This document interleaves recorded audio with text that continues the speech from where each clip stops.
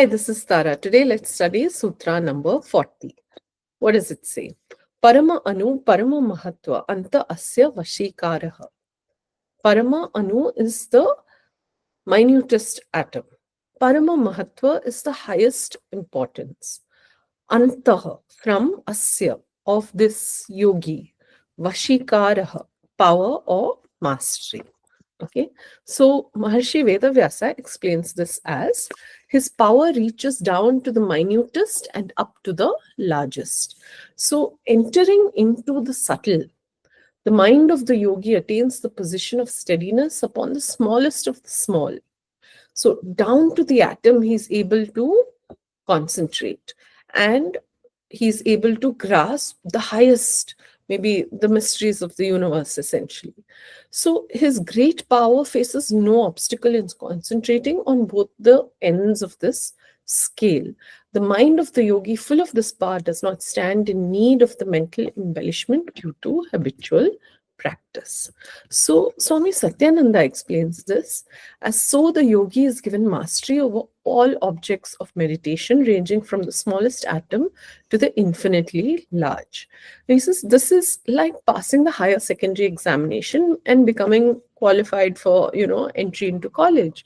And so by practicing the various sadhanas mentioned until now, the aspirant acquires mastery over the finest atom as well as the greatest mystery of infinity. So, and he gives a really interesting example. He says these practices are necessary for making progress towards a subtle perception of the finer states of samadhi. And he says we find in the general populace people who are unable to grasp subtle concepts or nuanced concepts. This happens due to a lack of concentration of the mind. And the example he gives is when Swami Vivekananda went to the US, he kept checking books out of a library and he would check out the maximum number of books permitted for that day and check them back in the next day. So the librarian was a bit suspicious whether, Swami Vivekananda was even reading or whether he understood what he was checking out, and decided to test him. And he discovered that Swami Vivekananda could remember the book line by line. And he was simply flabbergasted. And Swami Satyananda says this is an example of how a true yogi, an authentic yogi, has developed that capacity to concentrate on the smallest of the small and grasp the largest of the large. So your mind, when it's fixed on any object, gross or subtle, displays an equal sense of mastery. Okay, so he says a person can go into samadhi only when he is able to perceive even ideas and thoughts. This is because in the finer states of samadhi, one has to pick up dynamic consciousness and hold on to it. This is one more reason why, in the world where these days we find a lot of people very focused on evidence-based, right? And say, what is the evidence? Give me the proof. Show me, facts, figures, statistics. Show me the material evidence. And that is actually a very gross way of thinking, because the mind, as it refines itself, actually becomes subtler and subtler.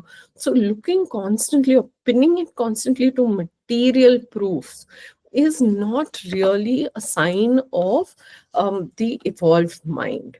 So and Swami Satyananda gives the reason for that. He says because in the finer states of samadhi, one has to pick up the dynamic consciousness and hold on to it.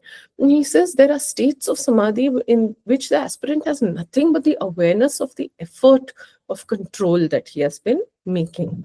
Okay, and you have to sort of bring that in as an idea and throw it out. So, and you have to use this process of elimination to refine the mind. So in the finest states of samadhi, one has to have mastery over name, form, object meant by name. For example, cow, you have to know the form of the cow, the object cow, and you have to know what it signifies. You have to know the difference at a very subtle level between these things. So you have the label, you have the form, and you have the signification. So unless the mind is able to go into these kinds of layers, it's not going to get more and more refined, and therefore one has to practice meditation on the object without the intervention of, word or form at a very higher level. So therefore this process of concentrating the mind is very, very essential to the eventual growth. So this clinging to form that we all have, and great grief and loss when the form is gone, this is something that we have to cultivate a process of concentration to overcome. Swami Vivekananda says the yogi's mind, thus meditating, becomes unobstructed from the atomic to the infinite. And the mind, by this practice, easily contemplates the most minute thing as well as the biggest thing. And thus the mind waves become fainter. What he's saying is, in his one additional line, is that the vrittis of the mind, the ripples in the lake of the mind, become calmer and calmer as the mind concentrates. BKS Iyengar says mastery of contemplation brings the power to extend from the finest particle to the greatest. And by following the various alternative methods described, the sadhaka develops the power to observe from the most infinitesimal particle to infinity. And he says the sadhaka is not only freed from all disturbances of the mind, he has also subjugated his consciousness and mastered his passions. And his consciousness reaches a height of purity in which it develops a power of penetrating objects from the minutest atoms to the mighty cosmos. This sutra explains how the ordinary mind is transformed into the supermind, able to penetrate the boundless regions of space and the deepest regions within. And those of you who have worked with genuine masters, gurus, teachers, one of the things you'll realize is their mental capacity to remember, to look at you and just know. One example I can give you, of course, is our teacher, Sharad Guruji, who I think in a single yoga season, there must have been thousands and thousands of students who came to him. He would remember the last asana of each and every student in one season, that is his teaching season. Say it began in September, October to March. There must be at least 4,000, 5,000 students. He remembered from the previous year, the last time he saw that student, exactly which the last asana of that student is and what their progress has been. That is an example of the kind of concentrated mind of the yogi. Then you have Osho. So Osho says, thus the yogi becomes master of all, from the infinitesimal to the infinite, from the smallest to the greatest.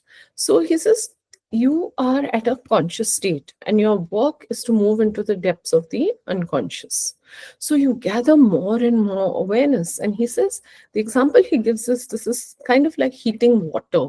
If you heat ice, it melts. At a certain degree of heat, it becomes water. And then you have to heat it more if you want to turn it into vapor. And then you go on heating a certain degree, 100 degrees. Suddenly it takes a jump and evaporates. So quantity changes into quality. Quantitative becomes qualitative. Below a certain degree, it is ice. Beyond that degree, it becomes water. So he says this is the exact process of transforming the mind. So when the mind becomes super conscious, it becomes omnipotent, it is omniscient, and it is omnipresent.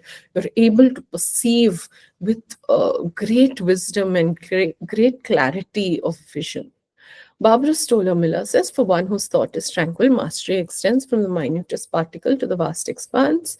And she says, aphorism 40 is the first description of the powers that result from yogic practice, which are explained in more detail in part 3. Here they are simply declared to encompass all of reality from micro to macrocosm. I hope this was useful to you.